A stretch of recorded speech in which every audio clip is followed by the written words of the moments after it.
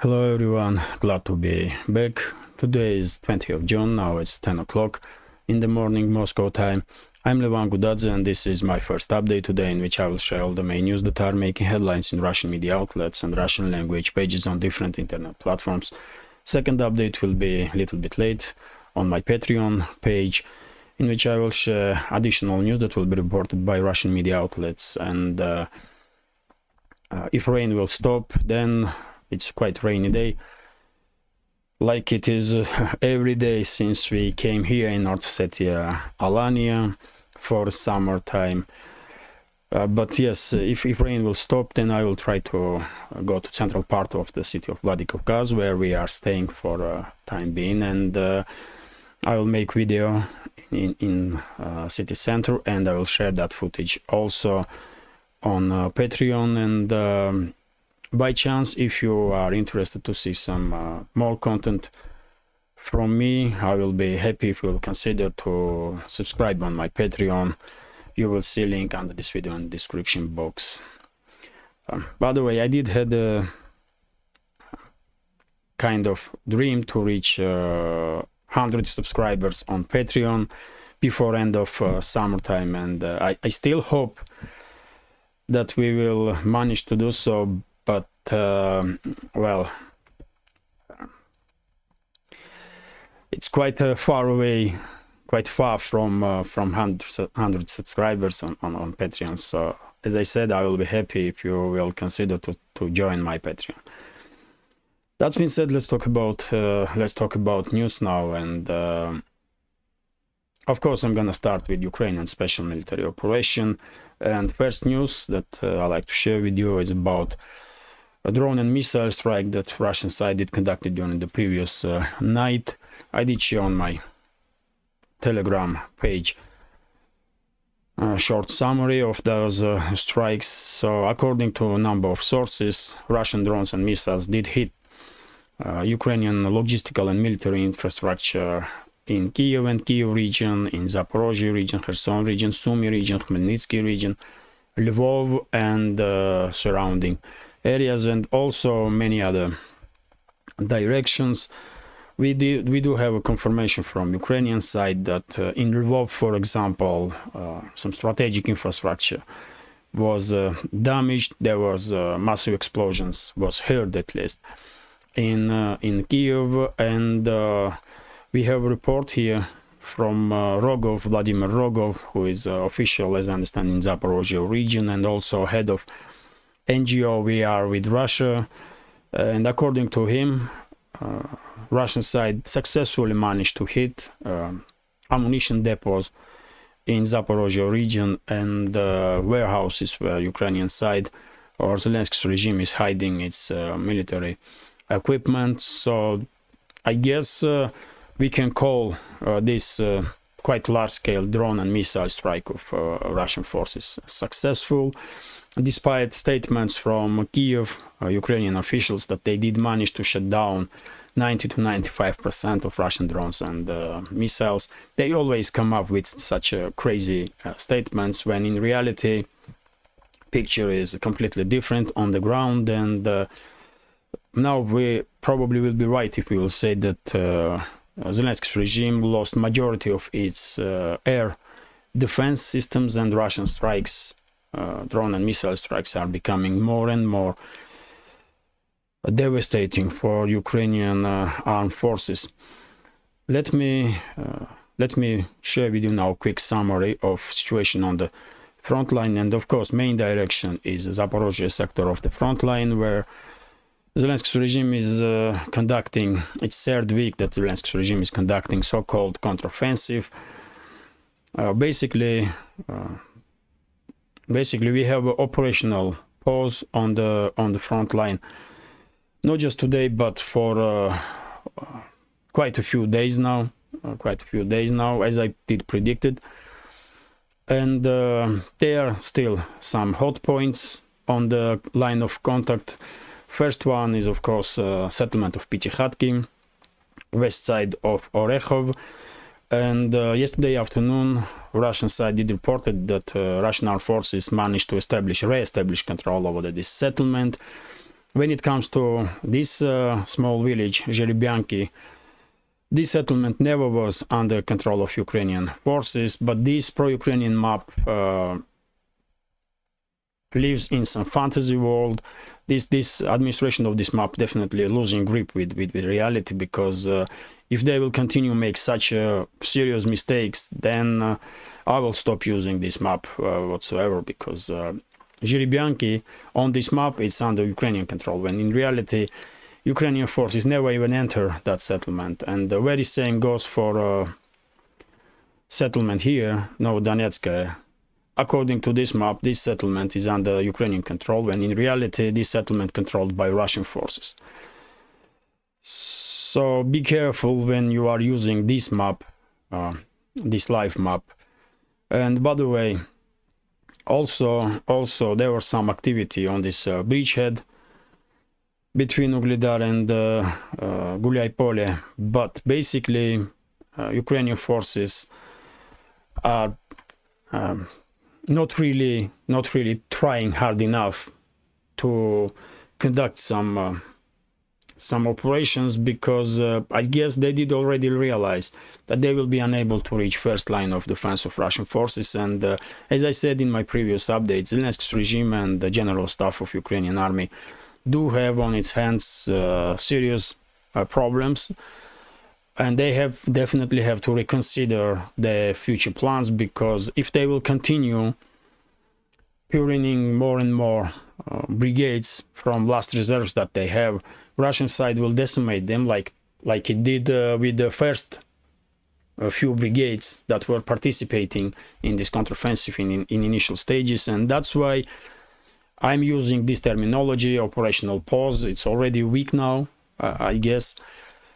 And even in Western media outlets now we are seeing articles about possibility that Zelensky's regime will postpone this counteroffensive and called off whatsoever, which is possibility. And I did spoke about such possibility also in my previous updates, because it's just too obvious. You don't have to be, I don't know, genius in military matters to realize that if Ukrainian forces didn't manage to breach first line of defense of Russian forces during initial stages of operation, this so-called counteroffensive, then they will have no chance to achieve any significant success whatsoever, because first line is not the main line of defense. Main line of defense in this area are second, third, and fourth line of defenses.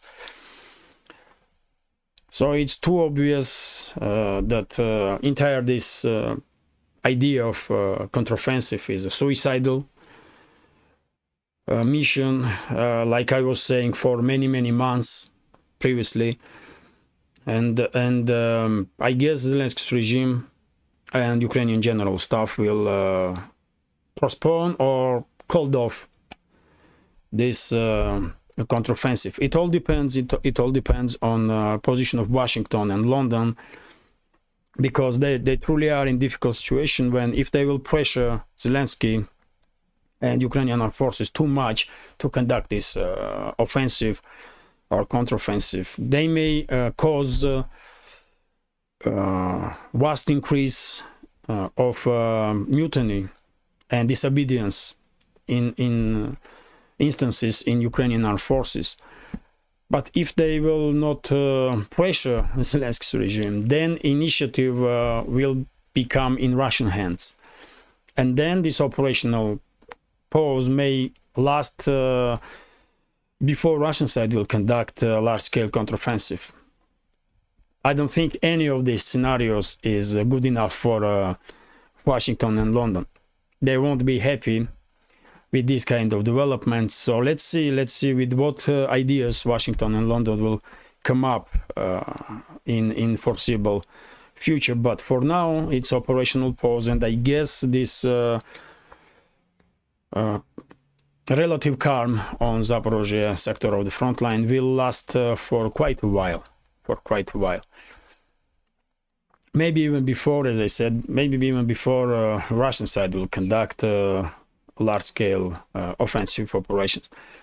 That's when it comes to Zaporozhye sector of the front line. By the way, yesterday many of you probably did see, I did share video footage of Kakhovka Reservoir on my Telegram page. This reservoir is almost completely empty. So Zelensky's regime destroying Novaya Kakhovka hydroelectric plant basically did manage what they were planning to do.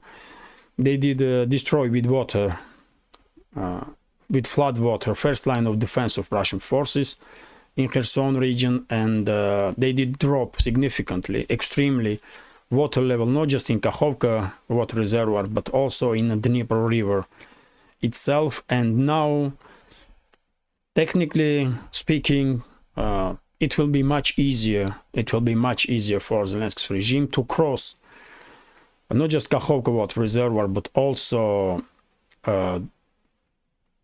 Dnieper River in Kherson region. Maybe they will wait for a week or two to make sure that the ground is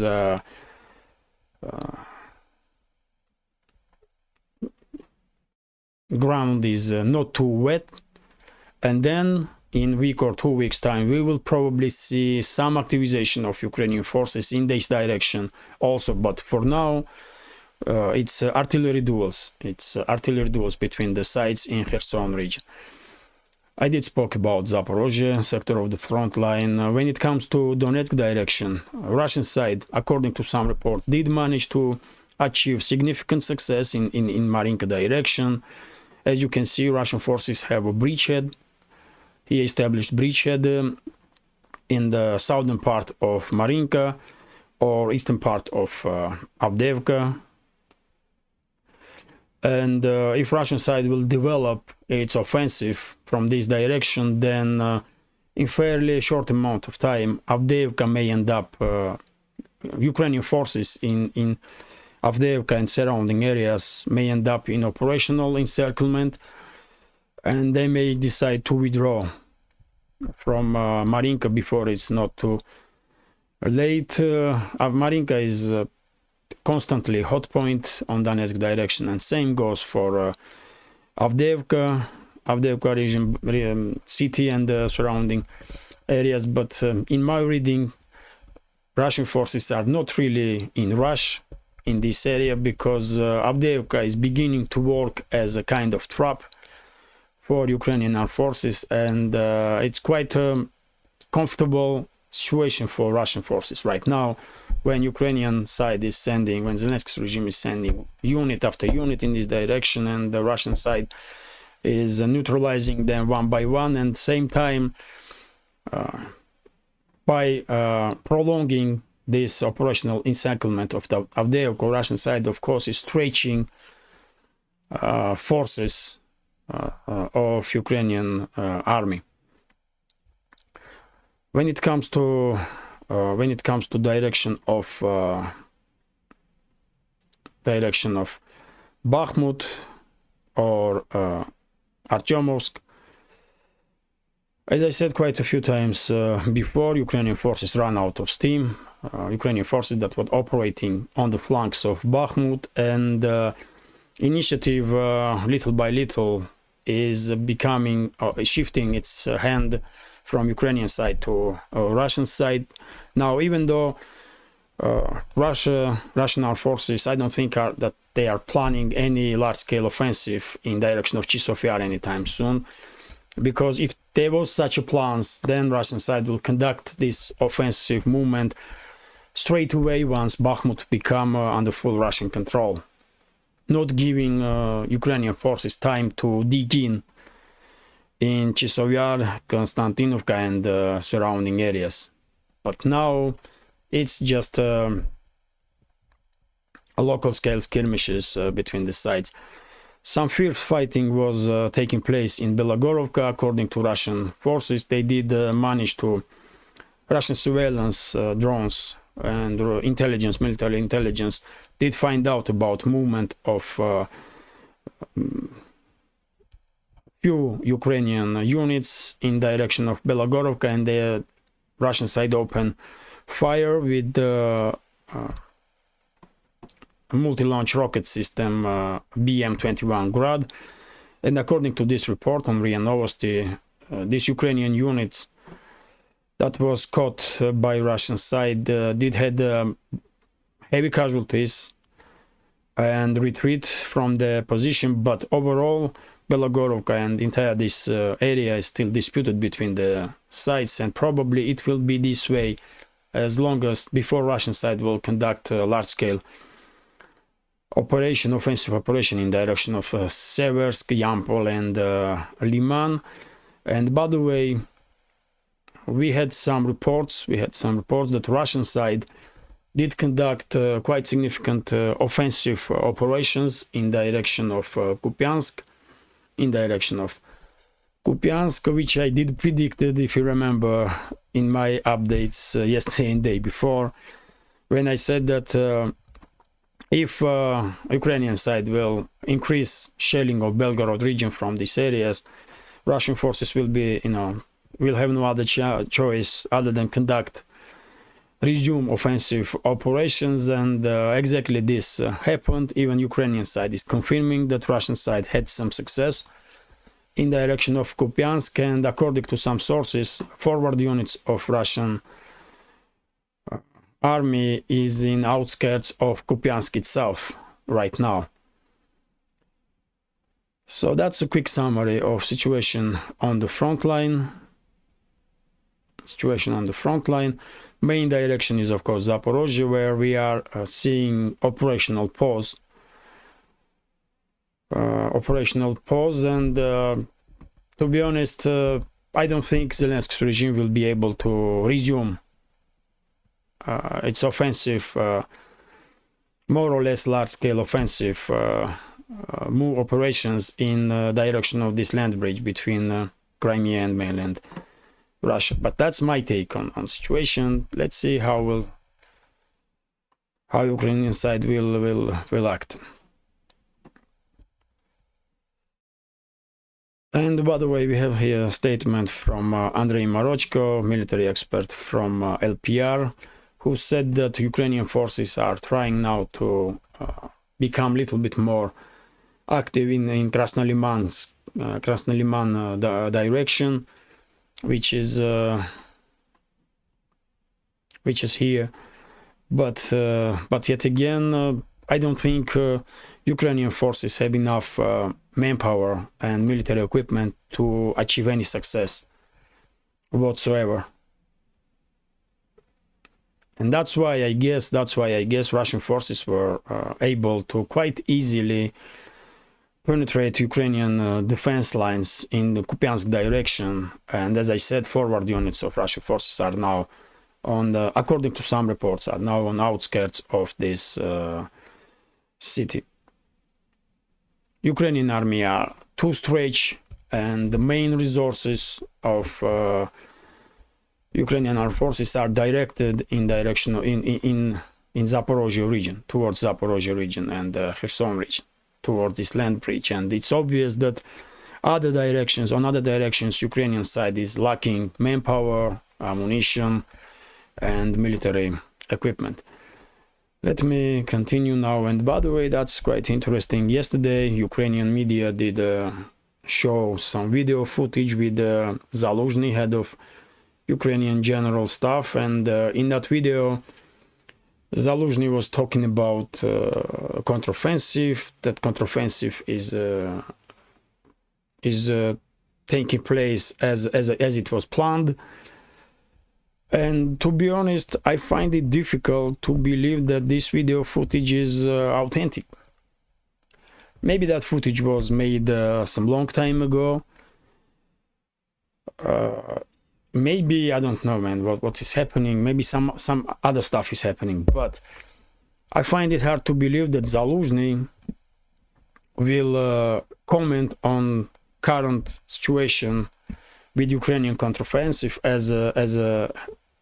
as anything other than failure, catastrophic failure. Of course, he would not use these words, but at least he will not say that everything is going according to plan, because he's a professional military, and that kind of statement will definitely bring down his reputation. First of all, in eyes of Ukrainian military. And that's why I'm not gonna say that that video is deep fake or anything like that, but maybe that video footage was made previously, in previous months, and was shown now after President of Russia Vladimir Putin did said during his meeting with the military correspondents that according to his information Zaluzhny is outside of Ukraine. So I don't know what is happening, and very same day, yesterday, Ukrainian media also published an interview with Budanov, Kirill Budanov, head of Ukrainian military intelligence. And that was also quite strange, because usually Budanov does interviews, video interviews. He is a narcissist. He's just not just mass murderer and a terrorist, but also narcissist. And he's constantly, in previous months, he was constantly on TV. So it was strange that for some reason Budanov did not give a video interview. And that's why I'm not sure that this attempt of Ukrainian side to create picture that Zaluzhny and Budanov are alive and well, I don't think this will work. Some more evidence needed to believe that these rumors about neutralization of these two war criminals did not take place. And by the way, this is TASS News Agency's report, which is based on Deputy of Defense Minister of Ukraine, Anna Malyar, who confirmed Russian offensive operation in direction of Kupyansk, and according to her, Russian side did manage to achieve some success, which is quite unusual. Also because Ukrainian side usually never confirms anything when it comes to Russian success. But this time it's Ukrainian side that first shared the information about Russian offensive in Kupyansk direction. Even Russian media didn't report about it. But Russian media did share statements of Anna Malyar. And I did spoke about this direction. So Kupyansk is here, and according to some reports of Russian Telegram on Russian Telegram channels, forward units of Russian armed forces now approaching city itself, Kupyansk itself, and are on outskirts of the town.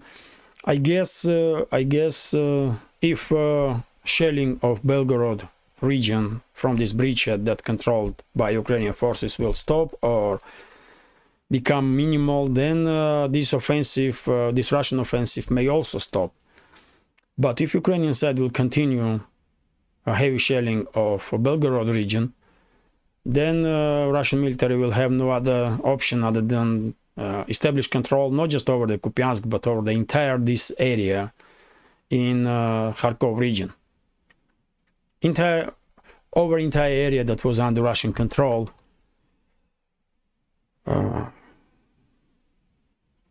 10-12 months ago, before this infamous Russian regrouping from Kharkov region. Let me continue now, and yes, that's yet another confirmation from RT that Russian side did conduct some offensive operation on Kupyansk direction. I did spoke about it already. This is TASS News Agency's report about yet another German Leopard 2 tank that was destroyed in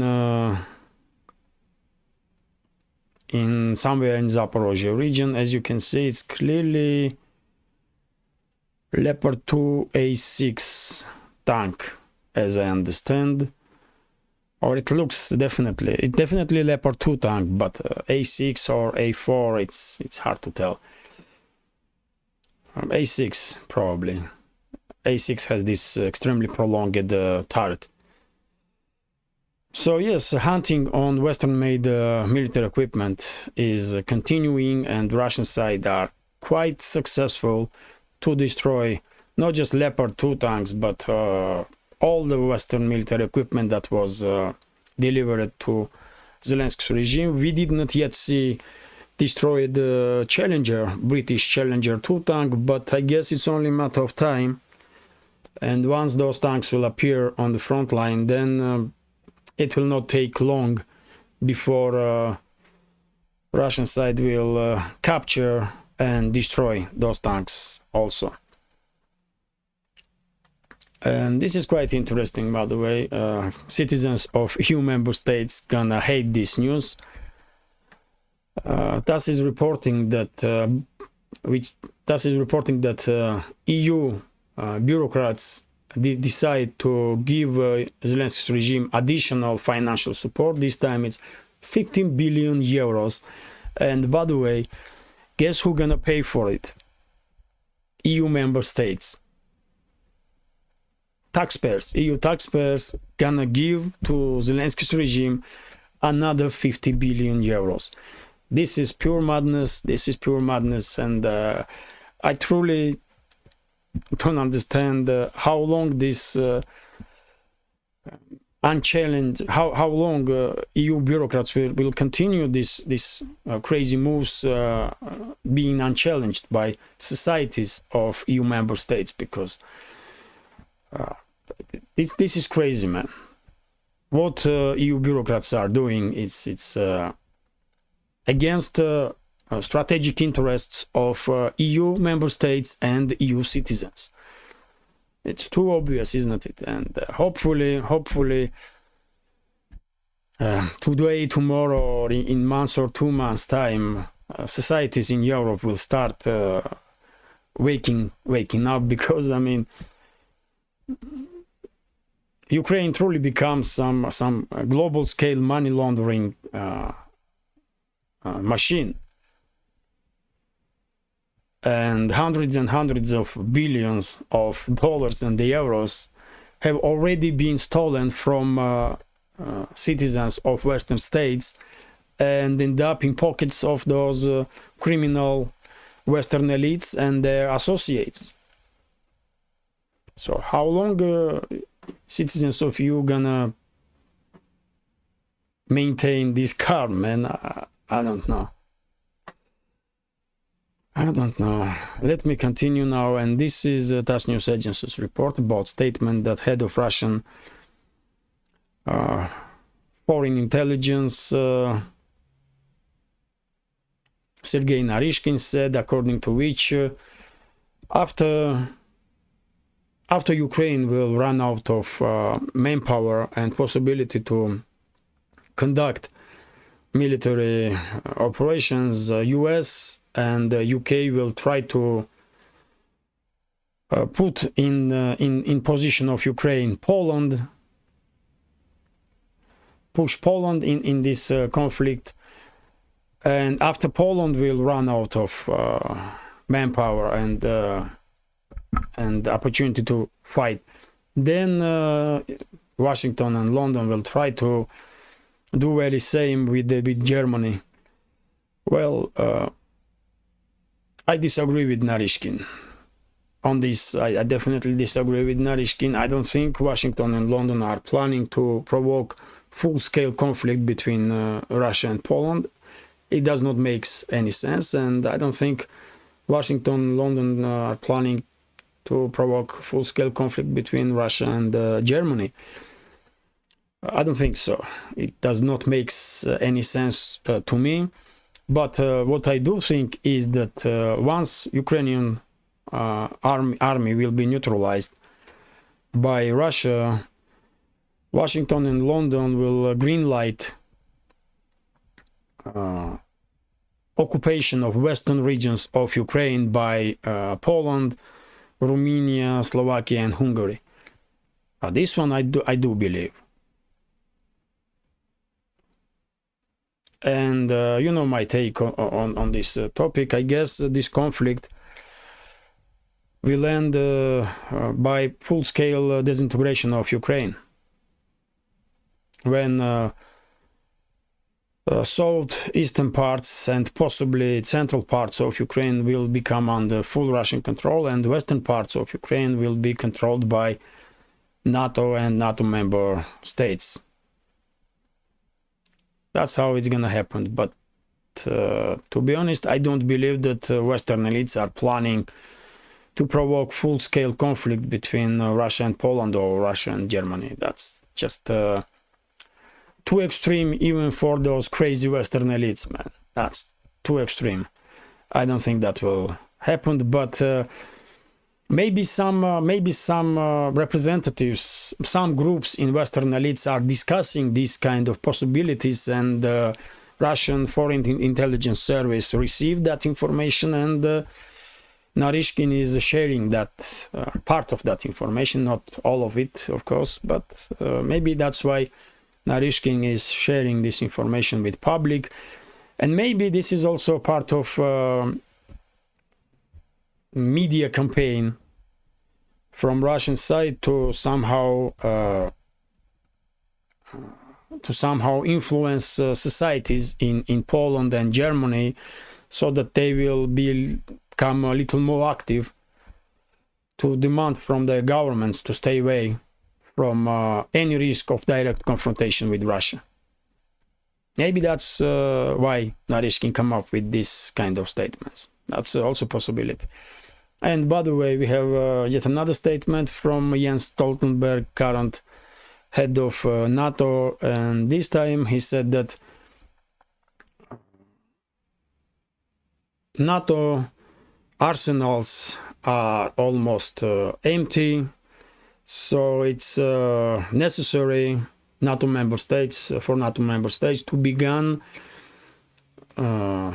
in fast-paced producing more and more ammunitions and weapons. Well, I don't think NATO arsenal is empty. No. But by these kind of statements, of course, Stoltenberg is, and people that are behind him, real rulers of the Western world, are trying to impose additional pressure on NATO member states to increase their spendings on military. Because I guess Washington and London want militarized Europe to use Europe against not Russia, not against direct confrontation with Russia, but against China. Against China.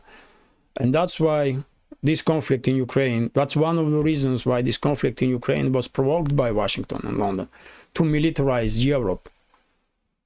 That was not very happy to spend anything at all on military for decades. But now they have been forced to increase military budgets 10, 20, 50% in some cases, or even double. And I'm quite sure this preparation is conducted by Western elites not to provoke direct conflict between Russia and NATO, because it will be end of this world, for sure, but to prepare for a direct conflict with China, because these crazy idiots in Western elites may think that they have a chance to win war against China. Maybe they are that stupid that they think they can defeat China, nuclear China. I mean, it's crazy, isn't it?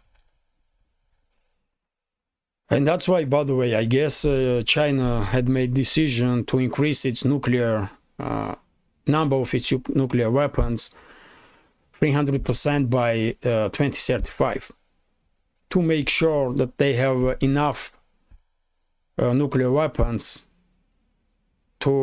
scare Western elites, to make sure that Western elites will understand that any direct conflict with China will end in mutual destruction, like it is now between if war will break up between Russia and NATO. Both sides will be destroyed and the entire world will be destroyed. But China, for now, maybe don't have enough nuclear weapons, nuclear capabilities to achieve such a level with NATO of mutual destruction. And I guess that's why China will, increase its nuclear arsenal for 300% in next decade. But still, man, Western elites are crazy enough to don't care about it. They may still provoke conflict with China, and they will. Unfortunately, I'm quite sure they will provoke conflict with China. Let me continue now, and this is quite good news. RIA Novosti is reporting the Defense Ministry. This is confirmed information, by the way. Yesterday I did share this information, but we needed some more confirmation, and it is confirmed now that Israel will not send any tanks to Ukraine. So that's the official statement of Defense Ministry of Israel, which is great news, because as I said in my yesterday's update, tanks itself are not a big deal, but relationships between the sides, between the countries, are a big deal. And because lately relationships between Russia and Israel was quite okay, it would be bad, of course, if Israeli government for some strange reason will decide to destroy these relationships. And now we have official statement from Defense Ministry of Israel that they are not willing to send any tanks to Zelensky's regime, which is great news. Of course, Washington and London will continue to pressure Israel to send the little weapons to Ukraine, but Israel is not a country that you can easily pressure. So, and by the way, this is also interesting. RT is reporting that Israel's ambassador in Ukraine, Mikhail Brodsky, spoke about heroization of Nazi mass murderers in Ukraine. He did mention Stepan Bandera, Roman Shukhevich, Andrei Melnik. These mass murderers are guilty of death of hundreds of thousands of civilians in Ukraine and Belarus, by the way. Not just Jews, but Russians, Belarusians, Ukrainians, and Poles. They killed 100,000 Poles. And that's why I find it extremely difficult to understand how Polish society can be in support of this Nazi regime that has been established in Ukraine. When you will find it's difficult to find the city in Ukraine under control of Zelensky's regime, when there will be no street or square or building under name of Bandera, Shukhevich, and rest of those mass murderers, Nazi mass murderers. Unbelievable. So it's good that Israeli ambassador did spoke about this topic, and he did said that even though Israeli government is trying to make sure that this unpleasant development in Ukraine will not harm relationships between two countries, which is yes, Mikhail Brodsky is ambassador, and he cannot, he should be diplomatic in his statements, but still, man, what relationships? What you are talking about? Why you care if Israel have or not have any relationships with Ukraine?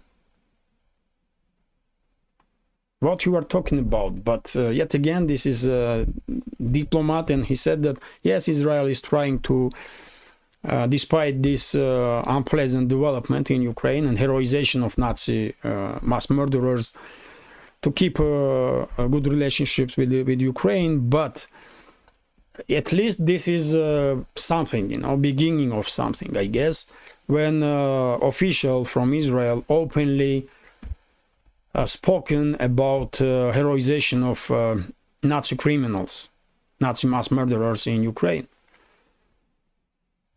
And this is important because there is only few countries in this world that are articulating this topic. In Western media, you're never gonna hear probably anything about these mass murderers, these Nazi criminals that have been have become heroes of current Ukrainian regime.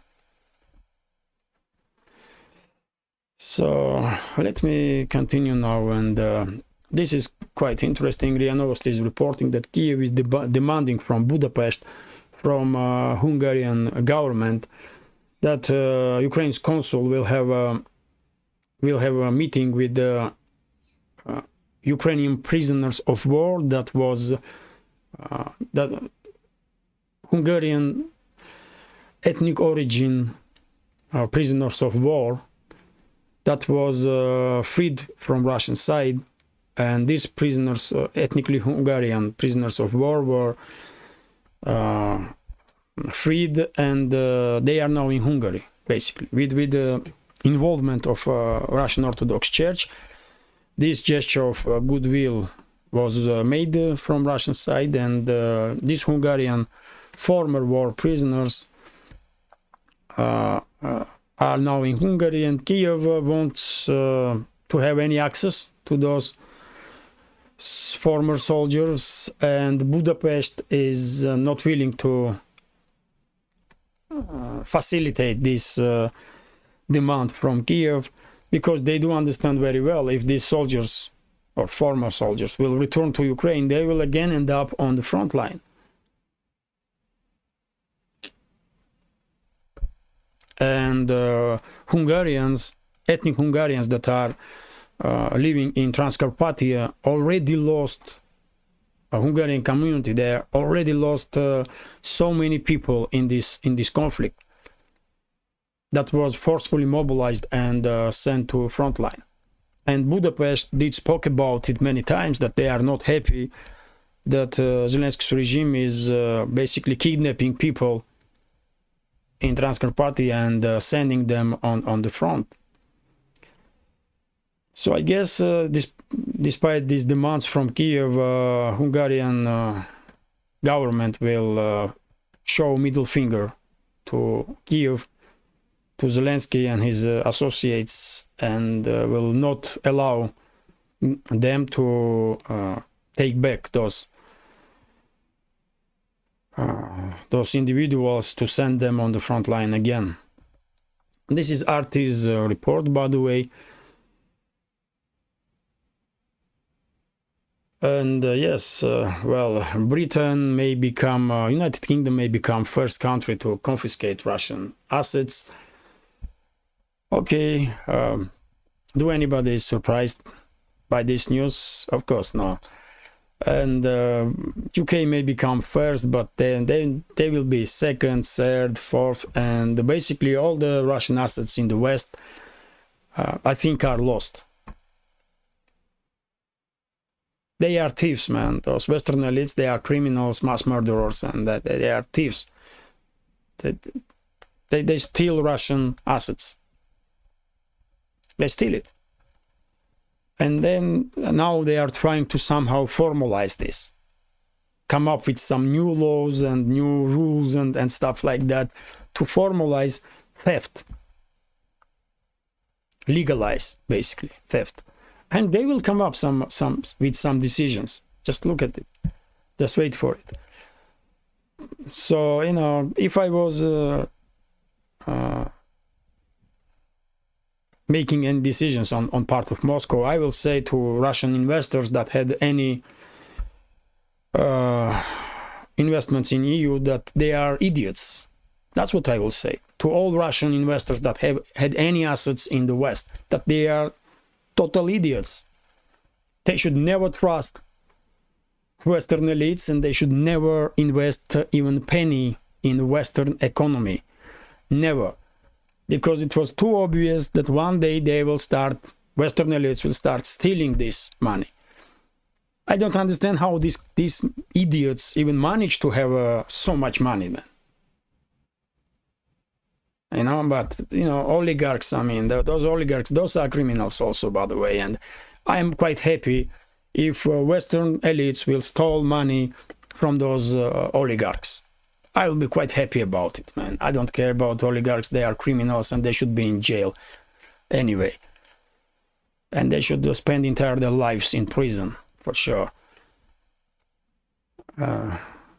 Different story is when it comes to assets of Russian Central Bank, but because it's Russian societies, formally at least, it's Russian societies' assets. But unfortunately, Western elites will probably steal assets of Russian Central Bank also. Because they are criminals, man. They don't care. They don't care. But at the very same time, these moves will definitely will have a huge influence on the world, and eventually EU, for example, will lose much more that they can gain by stealing Russian assets.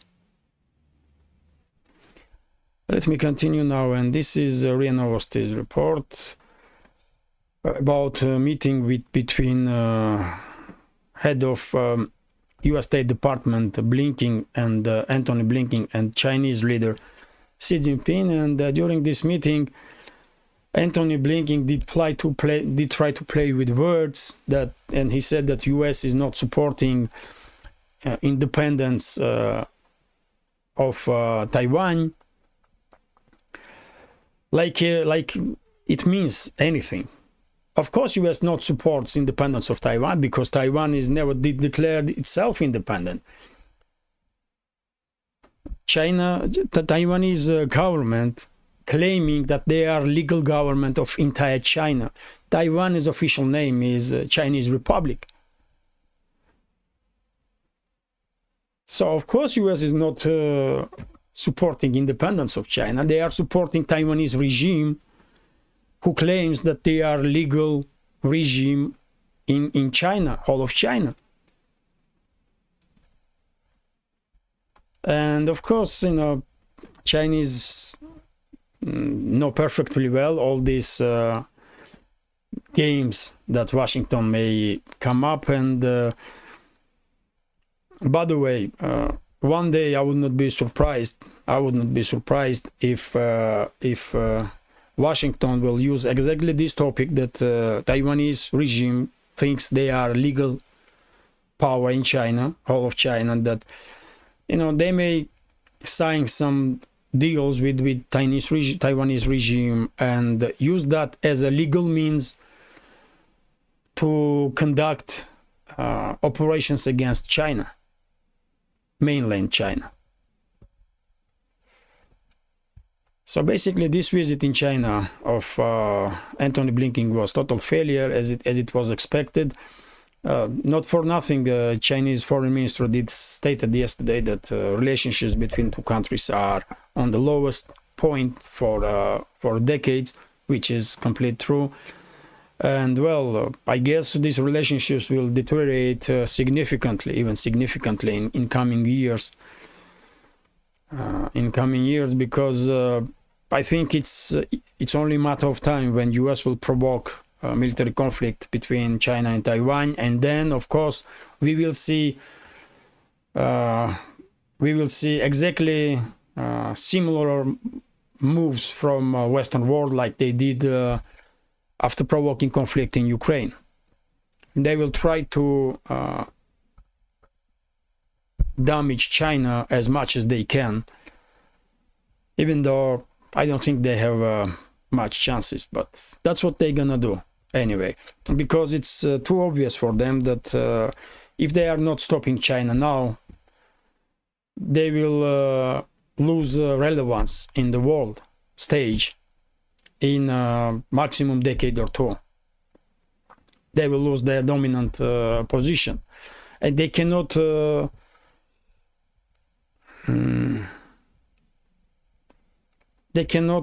come to terms with this reality. They just cannot. They want to be dominant power. I'm talking about Western elites, of course. They want to be dominant power, and they will do anything. They will sacrifice millions and billions of people to maintain their dominance. That's how dangerous those criminals in Western elites are. And a few more information. 50 minutes, wow. I have to stop now, by the way. This video is too long. This video is too long. So I will just read some headlines. So, leader of Shore Party in Moldavia, this party was declared illegal, banned in Moldavia. That's one more democracy for you. That main opposition party was banned. But a leader of that party did said that they are not recognizing illegal decision of court in Moldova, and they will find a way to play significant role in upcoming regional, parliamentary and presidential elections in Moldova. Then RT is reporting about a significant drop of production of oil in Saudi Arabia, which is done in purpose, of course, because OPEC plus countries, as you know, did drop significantly production of oil to make sure that oil prices are acceptable enough for oil producing states. And by the way, this is RIA Novosti's report, according to which China, India, Turkey and Azerbaijan basically replace EU in Russian trade relationships. When it comes to Turkey and Azerbaijan, of course, this is alternative route of parallel import, I guess, for Russia. And when it comes to China and India, these two countries were made trade partners for Russia even before this war of sanctions. And so this is it for now. I hope you will find this video interesting, and if so, please hit that like button and leave some commentary about any topic you like. More likes and comments, my videos will have more chances are that algorithm will not suppress my content too much. And by the way, if you can, please share links to my videos or my channel with your friends on Facebook, Twitter, Telegram, or any other platform that you are active on. And if you think this channel is interesting, informative, useful, and deserves to exist in this field of news and political commentary, please consider to support with small donations through PayPal, Buy Me Coffee, or by subscribing to my Patreon page. You will see links under this video in the description box. This is it for now. Have a great day and take care.